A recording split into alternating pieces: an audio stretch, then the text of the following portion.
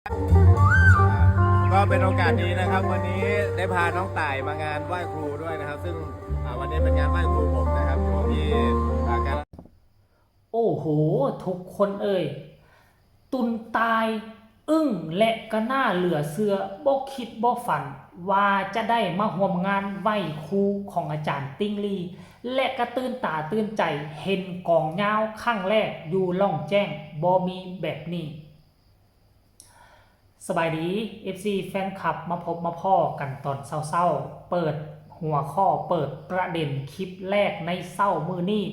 ก็เป็นคลิปที่ค่อนข้างมาตื่นตาตื่นใจเนาะเกี่ยวข้องกับเรื่องราวของตุนตายที่ไปใช้ชีวิตอยู่ทั้งฝั่งไทยได้ไปอยู่กับอาจารย์ติ้งลี่ซึ่งเป็นคนที่กว้างขวางหู้มัดทุกทิศทุกทางหู้มัดทุกสิ่งทุกอย่างจะไปใส่มาใส่มีแต่ลูกศิษย์ลูกหามีแต่ครูบาอาจารย์มีแต่ประชาชนคอยต้อนรับเคารพนับถือนี่คือบุคคลสาธารณะโตจริงซึ่งตุนตายเนาะตัดสินใจมาอยู่ถูกต้องแล้วและท่านผู้ชมยังเหลืออีก 2-3 ตุนที่ยังบ่ตัดสินใจมาถ้าพวกเจ้าบ่มาหรือพวกเจ้ามาซ่าอาจจะพลาดสิ่งดีๆไปก็เป็นไปได้ท่านผู้ชมเนาะเมื่อวานนี่ทั้งอาจารย์ติ้งลี่กับพาทั้งตุนตายได้ไปเลาะไปลิ้นลายม่องลายที่ได้มีโอกาสได้ไปที่วัดหลวงปู่ศิลาเพื่อจะไปหับพระองค์หนึ่งจะไปทรงให้เขตชายแดนเนาะซึ่งตุนตายก็ได้พบหลวงปู่ศิลาเป็นครั้งแรกได้เห็นโตเป็นเพิ่นมีความเป็นสง่าราศีเนาะโอ้ยท่านผู้ชมคนลาวทั้งฟังเวียงจันทน์นี่ข้ามไปหาอาจารย์ศิลานี่บ่แม่นน้อยข้ามน้ำคลองไปกันลำบากส่วนสิไปฮอดเนาะโดยระยะทางแต่ว่าตุนตายนี่นะจากเมืองล่องแจ้งเพอเราอาจจะบ่เคยได้ยินว่าหลวงปู่ศิลาก็เป็นไปได้แต่ฮู้บ่เพิ่นเป็นคนโด่งคนดังเพิ่นเป็นคนเก่งกล้าสามารถซึ่งทั้งฝั่งลาวและฝั่งไทยให้ความเคารพนับถืออาจารย์จิ้งลีก็พาไปออกจากวัดหลวงปู่ศิลาพาไปไหว้ครูเลยพอดีนะถึกช่วงไหว้ครูประจำปีของอาจารย์ติ้งลี่เนาะซึ่งพิธีกรรมลักษณะแบบนี้ตุนตาย 100% บ่เคยเห็นแน่นอนแต่สำหรับค่อยนี่นะอยู่ทั้งหลวงพระบางอยู่ทั้งเวียงจันทน์เนาะเคยไปจำปาสักเมืองใหญ่ๆเรานี่มีคือกันพิธีไหว้ครูแต่ว่าอยู่ทั้งล่องแจ้งนี่บ่ค่อยมีดอกท่านผู้ชมบ่ค่อยมีเรื่องราวลักษณะแบบนี้และถามว่ากองยาวที่ตุนตายข้าเจ้าอึ้งทึ่งกับกองยาวอยู่ทั้งฝั่งลาวมีบอกมีแน่นอนอยู่แล้วเนาะมีอยู่ทั้งโดยเฉพาะสารวันเนาะเขตสารวันเขตแขวงเวียงจันทน์ใกล้ๆกับนครหลวงเวียงจันทน์เขตนี้นะมีเพราะว่าซุ่มที่คับงอกคับงืมซุ่มนี่ก็มีให้กันได้แต่ว่าส่วนใหญ่แล้วกองยาวนี่จะไปอยู่กับชนเผ่าภูไทยอยู่บริเวณแขวงสวรรค์นเขตอยู่กับปากเซแขวงที่มีหมอหลอกหมอล้ำมันท่านผู้ชมเนาะทั้งฟังหลวงพระบางนี่ส่วนใหญ่ก็จะเป็นกล่องมนสั้นๆคือกล่องจีนเอาไว้ตีเวลาลิ้น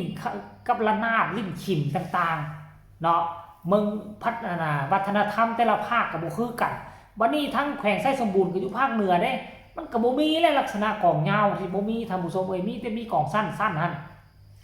น้องใต้ก็ตื่นตาตื่นใจและที่สำคัญน้องไม่ได้ตื่นตาตื่นใจเฉพาะกองน้องตื่นตาตื่นใจกับผู้ที่ตีกองนักแสดงผู้ที่ตีกองมันไม่ได้มายืนตีธรรมดาเนี่ยมันมีลีลาท่าทาง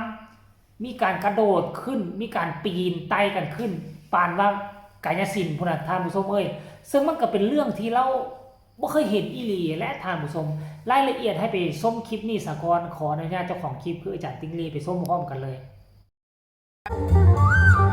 ก็เป็นโอกาสดีนะครับวันนี้ได้พาน้องต่ายมางานไหว้ครูด้วยนะครับซึ่งวันนี้เป็นงานไหว้ครูผมนะครับอยู่ที่กาฬสินธุ์ทางเช้าก็ไปกราบหลวงปู่ศิลาแล้วเพราะฉะนั้นน้องต่ายไม่เคยเจอกองยาวบอกที่บ้านไม่มีนี่ได้ดูสดๆเลยครับเป็นโอกาสดีฮะเป็นยังไงคือสิบวันอยู่คือสิบวันเปิดเป็นยกอ่อยครับก็น้องบอกว่าที่บ้านที่ร่องแจ้งเนี่ยที่ร่องแจ้งเขา เขาเปิดเป็นเพลงบอกเปิดมากกับตึงเลยอันนี้เขาไหวคู่กันนะกองเงาเพื่อนเรากองเงาเดี๋ยวเราเพิ่งต้นสดเดี๋ยวไอ้มันอัดคลิปไปเงาๆเลย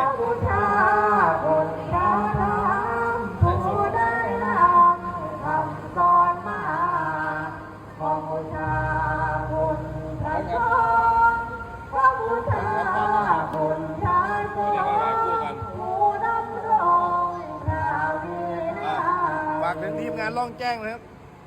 ฝากถึงทีมงานล่องแจ้งว่าอย่ามาเบิ่งกับตามาอย่ามาเบิ่งกันทำพาสปอร์ตขาวมาเลยพอเลยนะ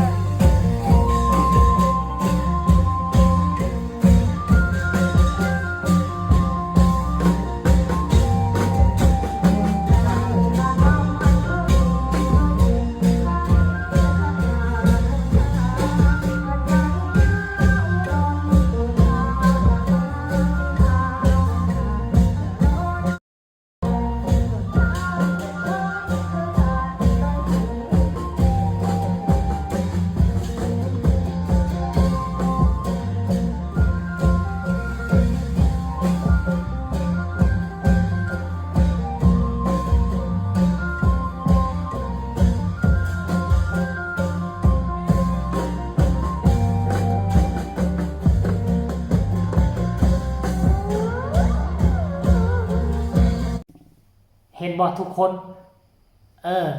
แต่สำหรับค่อยกับบ่อึ้งบ่ตื่นเต้นเพราะค่อยเคยเห็นอยู่เขตค่อยอยู่นี่มันก็มีอยู่แล้วเนาะมันก็มีอยู่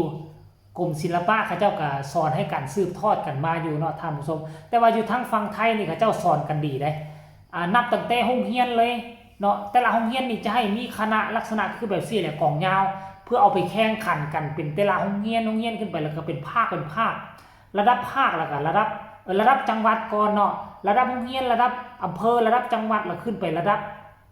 ประเทศได้บ่เนี่ยมีการแข่งกันมีการผลักดันสนับสนุนเพราะว่ามีงบประมาณหลายซึ่งแตกต่างจากฝั่งลาวสมัยตอนค่อยยังน้อยๆนะอยู่ทั้งหลวงพระบางนี่ทุกหมู่บ้านเขาเจ้าจะเอานะกองยาวลักษณะนี้แหละกองยาวแล้วก็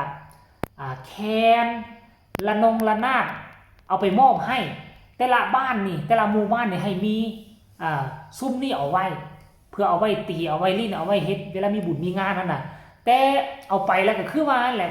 คนเล่นบ่เป็นน่ะเขาจะมาสอนให้อยู่แต่ว่าคนเป็นก็จากไปแล้วก็บ่มีการสืบทอดมาตกใส่รุ่นพ่อแม่ของค่อยก็เอาทิ่มหมดแล้วกองหยอกกองยาวอย่างต่างๆเอาทิ่มหมดเลยมาตกรุ่นซุมค่อยนี่บ่เหลือฮอดไม้มันเลยหลักฐานก็บ่เหลือแต่มีแต่รุ่นพ่อรุ่นแม่ว่ารุ่นพ่อรุ่นแม่เป็นบ่าวน้อยมีการตีกองยาวมีการเป่าแค้นแก้วสาวมีว่าซั่นเด้แต่ว่ามาเจอรุ่นนี่แหละหายหมดเนาะบ่มีการรักษาซึ่งแตกต่างจากพี่น้องฝั่งไทยเขาเจ้ารักษาไว้ได้ดีนี่ถือว่าสุดยอดหลายเด้อทุกคนนะส้มเชยอาจารย์ติ้งลีที่พาตุนตายไปเลาะไปร่วมพิธีก็หวังว่าชีวิตของน้องจะดีขึ้นกว่าเก่าตอนอยู่ล่องแจ้งแน่นอนฝาก FC แฟนครับเอาไว้คลิปแรกก็แล้วกันฝากกดไลค์กดแชร์กดติดตามที่สำคัญอย่ากดข้ามโฆษณาพ่อกันใหม่ในคลิปหน้าลาทานผู้ชมไปก่อนสบายดี